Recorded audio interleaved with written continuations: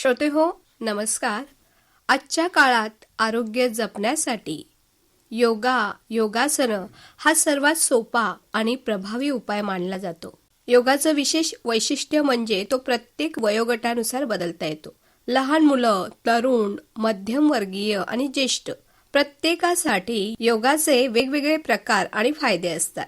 योग्य पद्धतीनं आणि वयानुसार निवडलेला योग सराव हा शरीराला ताकद देतो, मन शांत ठेवतो आणि संपूर्ण आरोग्य सुधारतो. वयानुसार योगा हा आजचा अत्यंत महत्त्वाचा आणि उपयोगी असा विषय आहे आणि याच विषया संदर्भात चर्चा करण्यासाठी योगा थेरपिस्ट नीता मॅडम उपस्थित आहेत. सर्वप्रथम त्यांचं आपल्या आकाशवाणी स्टुडिओमध्ये स्वागत करते. नमस्कार मॅडम. नमस्कार मॅम. मॅडम, सुरुवातीला आपल्या मानवी शरीराला योगासनं याचं महत्त्व किती आहे, आमच्या श्रोत्यांना याबद्दल काय सांगाल? योग या शब्दाचा अर्थच आहे यूज म्हणजे जोडणे. योग हा शब्द संस्कृत धातूपासून आला आहे आणि मानवी जीवनात योग आणि योगासनाचे महत्त्व अनमोल आहे, कारण ते शरीर, मन आणि आत्मा यांना जोडतात. तर योगा हा लवचिकता, ताकद वाढवतात, तणाव कमी करतात, एकाग्रता सुधारतात आणि रोग प्रतिकार शक्ती वाढवून सर्वांगीण आरोग्य, आंतरिक शांती आणि भावनिक संतुलन सुद्धा साध्य करतात, ज्यामुळे आपण आनंदी आणि निरोगी जीवन जगू शकतो. योग हे शास्त्र आहे, आपण त्याला असं योगशास्त्र म्हणू शकतो. जसं नीतिशास्त्र असतं, अर्थशास्त्र आहे, तसाच हा योगाचा जेवढा आपण अभ्यास करू तेवढा कमीच आहे.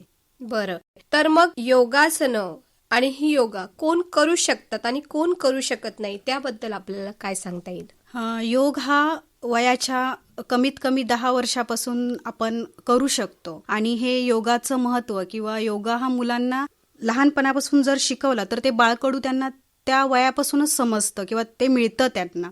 आणि दुसरी गोष्ट म्हणजे आपण काही लोकांना असं डायरेक्टली सांगू शकत नाही की तुम्ही योगा करा. त्यांचे रिपोर्ट्स किंवा डॉक्टरांकडून सल्ला वगैरे घेऊन, काही लोकांना बऱ्याच व्याधी असतात, ते आपल्याला समजत नाहीत की त्यांना काय प्रॉब्लेम्स आहेत. मग ते डॉक्टरांकडून त्यांचे रिपोर्ट्स वगैरे, आपण त्यांचे एक्सरे वगैरे बघून आपण त्यांना योगा किंवा अजून एक्सरसाइज कुठचा अजून असेल तर आपण त्यांना सांगू शकतो. कारण योगा हा सगळ्यांसाठी आहे. एकदम लहान मुलांना जर आपण योगा दिला तर त्यांचं कसं, त्यांना मेन आधी समजतच नाही. लहान मुलं म्हणजे अजाण असतात, त्यांना बॅलन्स कसा सांभाळायचा, काय करायचं, किती वेळ ठेवायचं हे त्यांना समजत नाही. म्हणून आपण मोस्टली वयाच्या 10व्या वर्षापासून आपण त्यांना सांगू शकतो आणि 90 वर्षाच्या वरती सुद्धा लोक योगा करू शकतात, पण त्यांचा बॉडी पोश्चर वगैरे जे काय आहे ते बघून आपण करू शकतो, त्यांना देऊ शकतो. लहान मुलांना जर योगा त्यांच्याकडून करून घ्यायचं झालं तर कमीत कमी वय वर्ष 10 पासून आपण सुरुवात करू शकतो त्यांना. पण त्याचं एकंदरीत लहान मुलांच्या वाढीला किंवा त्यांच्या एकाग्रतेला आणि त्यांच्यामधली बौद्धिक क्षमता वाढण्यासाठी त्याचा फायदा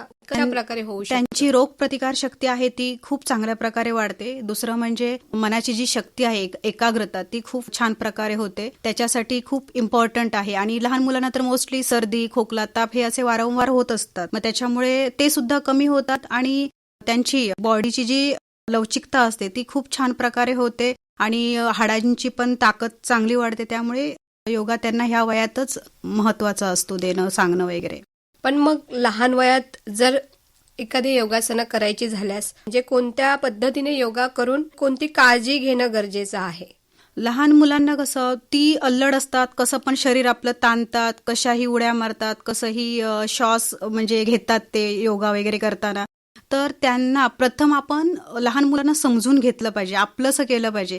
समोरची मुलं आपलीच आहेत असं प्रथम आपण त्यांना जाणून दिलं पाहिजे. त्यांचं आणि आपलं एक वातावरण निर्माण झालं पाहिजे आणि आपल्याशी ते कनेक्ट केव्हा होतात तर आपण जेव्हा त्यांच्याशी खेळकर प्रमाणे जेव्हा आपण त्यांना योगा शिकवतो तेव्हा ती कनेक्ट होतात. मग त्याच्यामध्ये स्पोर्ट्स योगा, मग त्याच्यामध्ये आर्टिस्टिक योगा प्लस तुमचं रिदमिक योगा, हे असे प्रकार येतात. तर त्याच्यामध्ये तुम्ही त्यांना असं व्यवस्थित शिकवू शकता. त्यासाठी विशेष काळजी पण त्यांना काळजी म्हणजे काय, काळजी त्यांना फक्त जास्त त्यांना कुठे ताण येतो, ते कसे योगा करतात याच्यावर आपल्याला कंट्रोल ठेवला पाहिजे किंवा त्यांना ते एज्युकेशन त्यांना ते दिलं पाहिजे. आता आपण किशोरवयीन मुलांकडे पण वळूया, कारण बऱ्याचदा या वयात मुलांमध्ये अभ्यासाचा ताण वाढलेला असतो. मग अशा परिस्थितीत ताण कमी करण्यासाठी उपयुक्त ठरणारी योगासनं कोणती आहेत?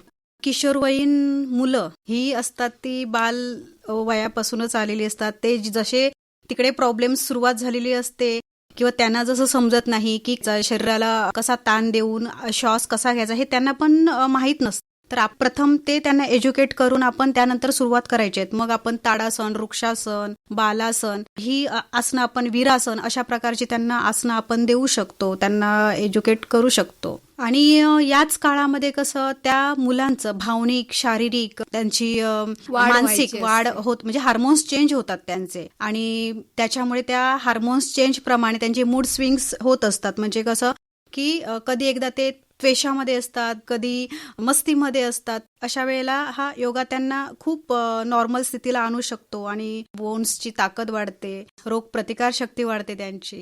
त्यांनी देखील विशेष काळजी घेणं गरजेचं आहे. काळजी म्हणजे हाच की अति ओढून ताणून कुठचाही योगा किंवा प्राणायाम, कसं पण श्वास घेणं, बाहेर सोडणं, ते करायचं नाहीये. ओढून ताणून जे करतात नाही, हीच काळजी घ्यायची आहे की ओढून ताणून कुठचाही योगा करायचा नाहीये, त्यांनी आसनं करायची नाहीये. आणि आपण जर त्यांची काळजी घेतोय, म्हणजे त्यांना ऑलरेडी कुठचे आजार नाही आहेत का हे चेक करून घेतलं पाहिजे. तो छोटा बाळ असू दे, किशोर अवस्था असू दे, किंवा इतर कोणी असू दे, त्यांचं बॉडीला काही पेन्स आहेत का किंवा इतर त्यांना कुठचे आजार आहेत का हे डॉक्टरांच्या सल्ल्यानेच आपल्याला चेक करून किंवा त्यांचे रिपोर्ट बघून आपल्याला त्यांना योगा शिकवला पाहिजे. आणि मोस्टली कसं, एखादा मुलगा आपल्या समोर येतो, एखादं बाळ समोर येतं, तेव्हा आपल्याला त्याच्या बॉडीकडे बघून सुद्धा आपल्याला जर परफेक्ट आपल्याला नॉलेज असेल तर त्याची पूर्ण बॉडी पोश्चर किंवा बॉडी अलाइनमेंट पाहून सुद्धा आपल्याला लक्षात येतं की त्याला कुठचा आजार आहे किंवा काय असू शकतो हे आपल्याला समजतं. त्यांनी विशेष काळजी घेऊन ते योगा केलं पाहिजे. मॅडम, स्त्रिया बऱ्याच वेळा विचार करतात की मी घरकाम इतकं करते की माझं घरामध्ये चालणं होत असतं, तर मला वेगळा व्यायाम करायची गरज आहे का? याबद्दल आपण काय सांगाल? घरात मी काम करते किंवा ऑफिसमध्ये काम करते हे एक कारण झालं मॅडम. आपण जेव्हा सकाळी उठतो त्याच्या अगोदर 1 तास किंवा अर्धा तास जरी आपण रेग्युलरली उठलो ना, तरी आपल्याला त्याच्यातली 20 किंवा 30 मिनिटं आपल्याला योगा करायला भेटतातच. प्राणायाम 5 मिनिटांचा असेल किंवा फास्टली आपण जर कुठची सूर्यनमस्कार म्हणा किंवा इतर आसनं जर आपण करायला घेतली तर ते 20-30 मिनिटांचा सुद्धा अवधी आपल्याला पुरेसा असतो. आणि हे कारण नाहीये त्याला की मला वेळ भेटत नाहीये. तुम्ही कधीही, म्हणजे तुम्हाला जर सकाळी जर वेळ भेटला नाही तर तुम्ही संध्याकाळी सुद्धा उपाशीपोटी, म्हणजे 2 तास खाण्यापूर्वी 2 तास तुम्ही योगा वगैरे करू शकता. आणि महत्वाचं म्हणजे महिलांना कसं असतं, जेव्हा आजार निर्माण होतात तेव्हा ती योगा वगैरे करायला जातात किंवा त्याच्यामध्ये डीपली अभ्यास करतात. पण असं नाहीये. योगा हा तुम्ही लहानपणापासून किंवा पुढे तुम्हाला जर जाणीव झाली की योगा आपल्याला करणं गरजेचं आहे, त्यावेळेपासून जरी तुम्ही सुरुवात केलात तरी हरकत नाहीये. मग तुम्ही छोटी छोटी आसनं करा, छोटे छोटे प्राणायाम करा, म्हणजे अनुलोम विलोम. मी तुम्हाला असंच म्हणत नाही की तुम्ही मोठे शीतकारी करा, शीतली करा वगैरे, हे असलं मी सांगणार नाहीये. पण तुम्ही छोटे अनुलोम विलोम, दीर्घ श्वसन हे असं तुम्ही नॉर्मली करू शकता. म्हणजे सोपे व्यायाम जे आहेत, नॉर्मली तुम्ही अनुलोम विलोम जरी केलात किंवा दीर्घ श्वसन जरी केलात तरी पुरेसं आहे. आणि जे आपल्याला ट्विस्टिंगची आसनं असतात, बेंडिंग, ट्विस्टिंग, ही जरी आसनं केली तरी इनफ असतात. पण तुम्ही रेग्युलरली 5 मिनिटं, म्हणजे कधीतरी आपल्याला कसं होतं की आपल्याला वेळच नाहीये, पण निदान तुम्ही रेग्युलरिटी तुमची असली पाहिजे. 5 मिनिटं का असेना, 15 मिनिटं का असेना, तुम्ही रेग्युलर तुम्ही मॅटवर गेलं पाहिजे. तुमची चटई असेल किंवा काय एखादं आसन असेल त्याच्यावर तुम्ही ते गेलं पाहिजे आणि तुम्ही केलं पाहिजे.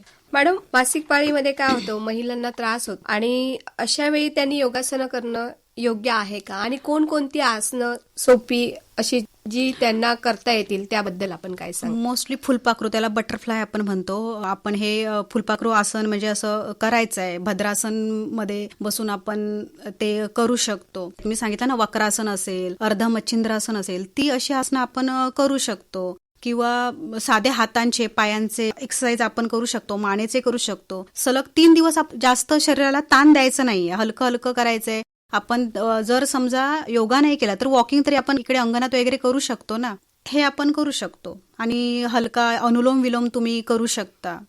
मॅडम, ज्येष्ठ व्यक्ती असतात त्यांना वयोमानानुसार आजारपणाच्या तक्रारी वाढलेल्या असतात आणि महत्वाचं म्हणजे त्यांची जी हाडं असतात, स्नायू असतात, ते कमकुवत होत असतात. तर अशा वेळेस योगा करताना त्यांनी कशा प्रकारे काळजी घेऊन योगासनं केली पाहिजे त्याविषयी आम्हाला सांग. ज्येष्ठ लोकांचं प्रॉब्लेम आपण जर बघितला तर त्याच्यामध्ये त्यांना ऑस्टिओपोरोसिस हा मोस्टली आजार होतो. गुडघ्यांचा लिगामेंट वगैरे प्रॉब्लेम असतो. तर अशा वेळी त्या लोकांनी खुर्चीमधले जे एक्सरसाइज आहेत ते करायचे. खुर्चीमध्ये आपण त्यांना सूर्यनमस्कार वगैरे देऊ शकतो, हातांचे, मानेचे, पायाचे एक्सरसाइज ते हलके हलके करू शकतात. आणि दुसरी गोष्ट म्हणजे डॉक्टरांच्या सल्ल्याने हे सगळं आपण जे काय त्यांना सांगतो किंवा जे काय व्यायाम त्यांना शिकवणार आहोत ते आसनं वगैरे असतील, प्राणायाम असेल, ते डॉक्टरांच्या सल्ल्यानेच आपण करायचं आहे, जे सुद्धा काही असेल ते. कारण कसं ओल्ड एजमध्ये अशा लोकांना बीपीचा त्रास, थायरॉइड असतो, अजून त्यांना डायबिटीस असतो, तर ते त्यांचे रिपोर्ट, एक्सरेज वगैरे सगळं चेक करूनच आपण त्यांना ते सगळं द्यायचं आहे. आणि काही लोकांना जर आपण एक्सरसाइज देत असू त्यावेळेला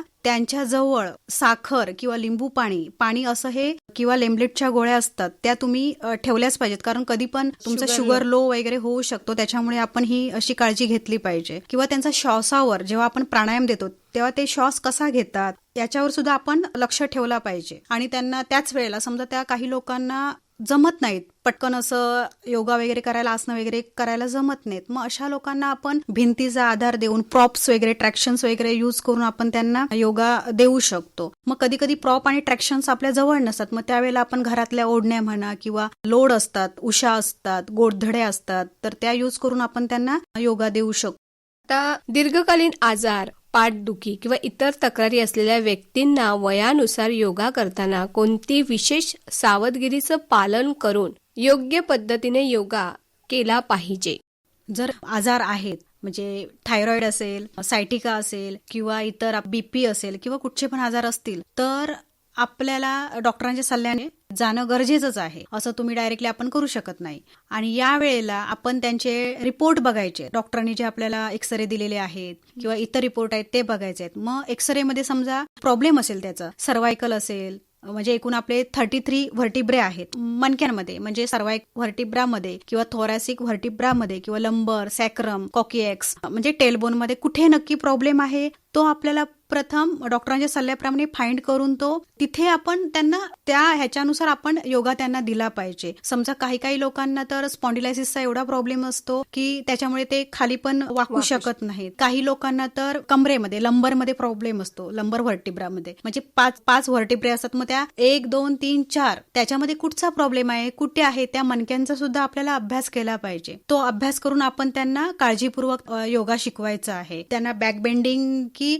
फॉरवर्ड बेंडिंगने प्रॉब्लेम होतोय हे आपण चेक करायचं आहे. आणि दुसरी गोष्ट म्हणजे आपण जेव्हा सतत मोबाईलवर असतो किंवा इतर खुर्चीत बसून सारखे असतो, मग त्याच्यामध्ये एक तासाने पण कधी कधी आपण उठत नाही आणि एक तास कॉम्प्युटरवर काम करतो किंवा बसूनच असतो, तर आपण ती सुद्धा काळजी घेतली पाहिजे की आपण कंटिन्युअस बसून आहोत का, आपल्या हातापायांची हालचाल होते का. मग तुम्ही इव्हन खुर्चीत बसून सुद्धा ते छोटे छोटे एक्सरसाइज वगैरे केले पाहिजेत, मानेचे, हाताचे, पायांचे असे रोटेट केले पाहिजेत हात पाय. आणि मोबाईलवर सतत बसून किंवा बघून स्क्रोल करून किंवा एका ठिकाणी असे धरून हातात मोबाईल ना आपल्याला रिस्ट पेन सुरू होतात, तर ते सुद्धा आपल्याला चेक केलं पाहिजे. तर रिस्टचा नक्की कुठचा प्रॉब्लेम आहे, त्याच्यामध्ये आपल्या वेगवेगळ्या नसा येतात, तर तो सुद्धा आपल्याला चेक केला पाहिजे. कारण त्यांचा तो आजार बघून आपल्याला तसा त्यांना तो योगा द्यायचा आहे. काही लोकांना कसं प्राणायाम घेताना ना, प्राणायामात सुद्धा प्रकार आहेत, तर प्राणायाम घेताना वगैरे सोडताना तर तुम्ही 4 मध्ये श्वास, काही लोक 2 मध्ये श्वास घेतात आणि काही लोक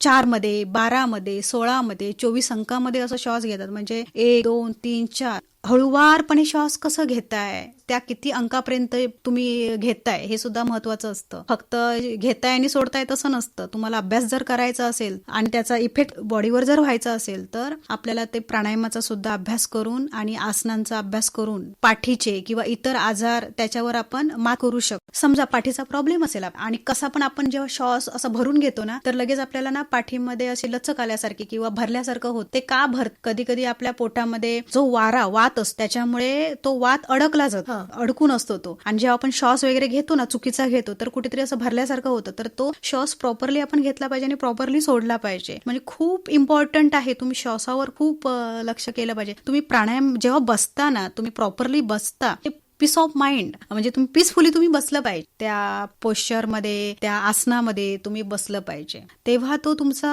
व्यवस्थित योग साधला जातो. आणि आपली बसण्याचं जे पोश्चर आहे ना ते आपण कसं बसतो, म्हणजे वाकून वगैरे असं बसतो का. नेहमी आपल्याला लहानपणापासून शिकवलेलंच आहे की रेग्युलरली ताड बसा म्हणून, पण तशा पोझिशन मध्ये आपण बसतो का हे सुद्धा आपण पाहिलं पाहिजे. आणि जर आपण ह्या गोष्टी पाळल्या नाही तर आपल्याला हे आजार नक्की होणार असतात. म्हणजे कुठचे की स्पॉन्डिलायसिस होणारच आहे, तुम्हाला बॅक पेन होणार आहे, आणि कार्पल टनल हा सिंड्रोम आजार आहे तो सुद्धा तुम्हाला, रिस्ट पेनचा आजार आहे तो सुद्धा तुम्हाला होणारच आहे. हे तुम्ही कायम लक्षात ठेवायचं आहे.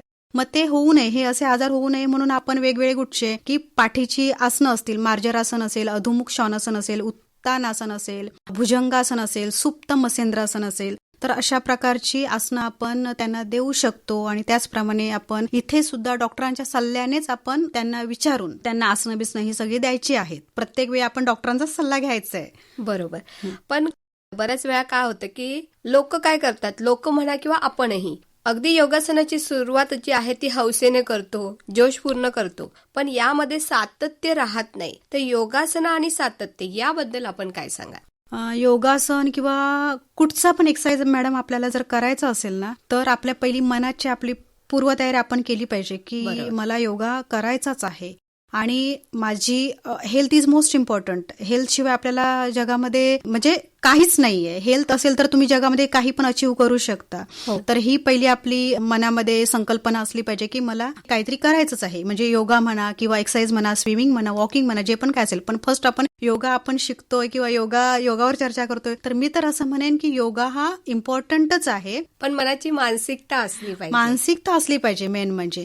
आणि ती मानसिकता तुमची कधी तयार होते, कशी तयार होते, तर तुम्ही असं कोणाकडून तरी तुम्ही मोटिवेट होता, एखादं बुक वाचता किंवा एखादी व्यक्तीला तुम्ही पाहता, एखाद्याची पर्सनॅलिटी पाहता, की मग तुम्हाला समजतं की ती व्यक्ती योगा करते किंवा ती सकाळी उठून कुठचा तरी व्यायाम करते, त्याच्यामुळे तुम्ही त्या व्यक्तीकडे पाहून मोटिवेट होता. किंवा तुमच्या घरामधली एखादी व्यक्ती असेल, चांगलं रुटीन असेल आणि ते जर तुम्हाला माहीत असेल किंवा ती कशी व्यक्ती काम करते, कसं तिचं लाईफ आहे, त्याच्यावरून पण लोक मोटिवेट होतात. तर मोटिवेशन पण त्याला महत्वाचं आहे. आणि दुसरी गोष्ट म्हणजे आपल्याला हे सुद्धा समजलं पाहिजे की आपण जेवढं काही काम करतो, जे काही खातो, तर त्याचा 80% तरी आपला पूर्ण बॉडीची मुवमेंट झाली पाहिजे, हालचाल झालीच पाहिजे. म्हणजे ती हालचाल तुम्ही कशी करायची आहे, तर ते तुम्ही योगासनं किंवा एक्सरसाइज, अदर एक्सरसाइज असतील, तुमची जी काय बॉडीची रिक्वायरमेंट आहे तर ती तुम्ही पूर्ण करायची आहे. मॅडम, योगासनं आणि प्राणायाम याचा संबंध कसा आहे.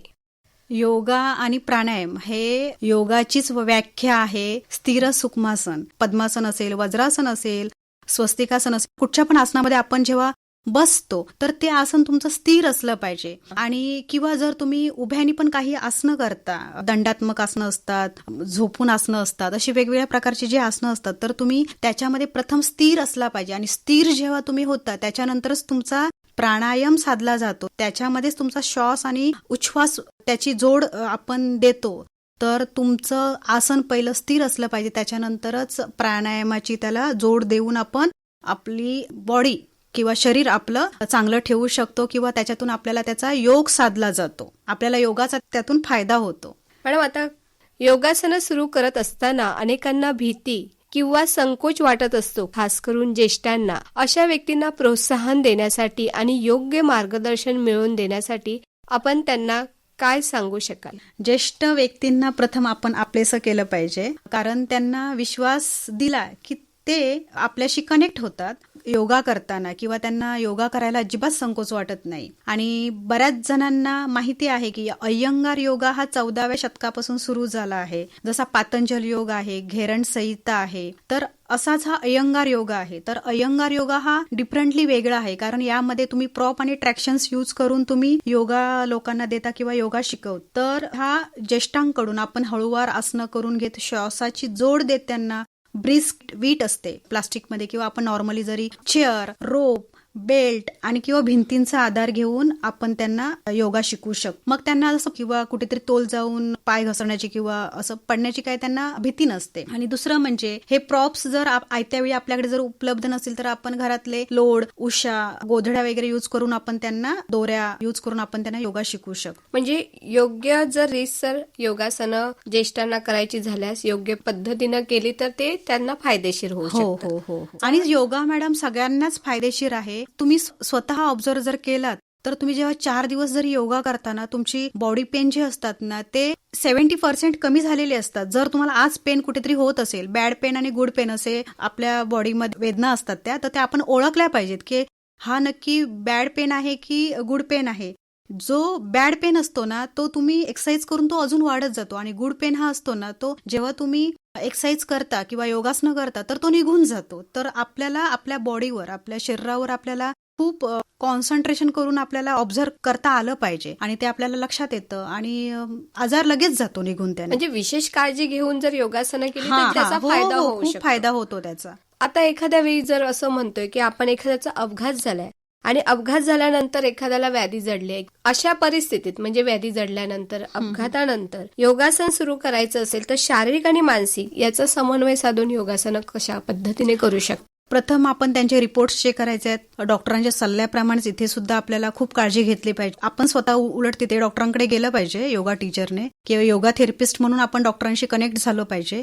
कारण डॉक्टरांना ते सगळं माहिती असतं की त्यांचा प्रॉब्लेम्स काय आहे आणि ते मग आपल्याला सांगतात की ह्या व्यक्तीला एवढा तास किंवा एवढी मिनिटच योगा शिकवला पाहिजे किंवा त्यांना कुठचा प्रॉब्लेम आहे ते आपल्याला सांगतात ते आणि तुम्ही एवढे महिने करा ते डॉक्टर आपल्याला बोलतात. आणि ॲज अ योगा थेरपिस्ट मी असल्यामुळे माझं आणि डॉक्टरांचं कनेक्शन जवळच असतं.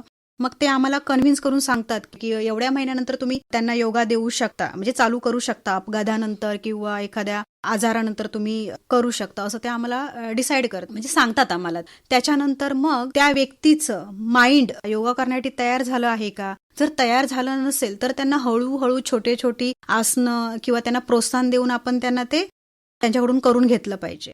मॅडम, आमच्या श्रोत्यांना अजून काय सांगाल या योगासनाबाबत? योगासन इज अ डिफरंट वे. म्हणजेच कसं आहे, it is a not only exercise, it is a holistic way. म्हणजे आपण मन, आत्मा आणि शरीर ह्या तिघांचा समन्वय तुम्हाला फक्त योगामध्येच मिळेल. तुम्ही कुठचे पण जेव्हा एक्सरसाइज करता ना त्याच्यामध्ये तुम्हाला हे समन्वय एवढा साधला जात नाही. त्यामुळे मोस्टली लोक योगाकडे वळतात. योगा तुम्हाला बॉडी अलाइनमेंट, बॉडी पोश्चर सुद्धा बघितलं पाहिजे. तुमच्या शरीरामध्ये 7 चक्र असतात, 7 चक्रांचा तुम्हाला अभ्यास करता आला पाहिजे किंवा जर तुम्हाला माहित नसेल तर तुम्ही तो कोणाकडून तरी किंवा एखाद्या बुकमध्ये वाचून तुम्हाला तो शिकता आला पाहिजे. त्याच्यानंतर तुमच्या शरीरामध्ये 72,000 नाड्या असतात, त्यांचा तुम्हाला अभ्यास पाहिजे. आपल्या शरीरामध्ये ज्या सिस्टीम्स आहेत त्या सिस्टीम्सचा 12 सिस्टीम्स आहेत तर त्या 12 सिस्टीम्सचा म्हणजे शरीर प्रणाली बोलतात त्यांना मराठीमध्ये, तर त्याचा सुद्धा आपल्याला अभ्यास पाहिजे. तुम्हाला सांगितलं ना शरीरशास्त्र आणि शरीरातील अवयव कसे काम करतात त्याचा सुद्धा तुम्हाला अभ्यास असलाच पाहिजे. फक्त योगा म्हणजे फक्त आसन नाही किंवा प्राणायाम नाही, तुम्हाला डीपली त्याच्यामध्ये अभ्यास करावा लागतो. मुद्र, बंधा, यम, नियम, प्राणायाम असं सगळा तुम्हाला अष्टांग योग तुम्ही जर केला, तुम्हाला सांगते पंचकर्म, षटकर्म हा सुद्धा तुम्हाला अभ्यास करता आला पाहिजे. बंध असतात त्याच्यामध्ये अभ्यास केला पाहिजे तुम्हाला. तर याच्यामध्ये भक्तियोग, कर्मयोग आणि ज्ञानयोग यांचा अभ्यास सुद्धा केला जातो. आणि हे फक्त प्रकार आहेत. मग तुम्ही कर्माने योगा करता का? काम म्हणजेच योग आहे. आपण कुठचं पण काम करतो ना तर ते चांगल्या प्रकारे आपण करतो का, मग त्याला कर्मयोग बोलतात. मग भक्तियोग, मग काही लोक फक्त भक्ती करतात. मग भक्ती म्हणजे तुम्ही मंत्राचा उच्चार करून तुम्ही तो सुद्धा तुमचा एक भक्तियोगच झाला. ज्ञानयोग हा खूप एकदम त्याची कल्पनाच खूप जरा डीपली आहे, तर त्याचा तुम्ही अभ्यास करता म्हणजे तो सुद्धा ज्ञानयोग झाला.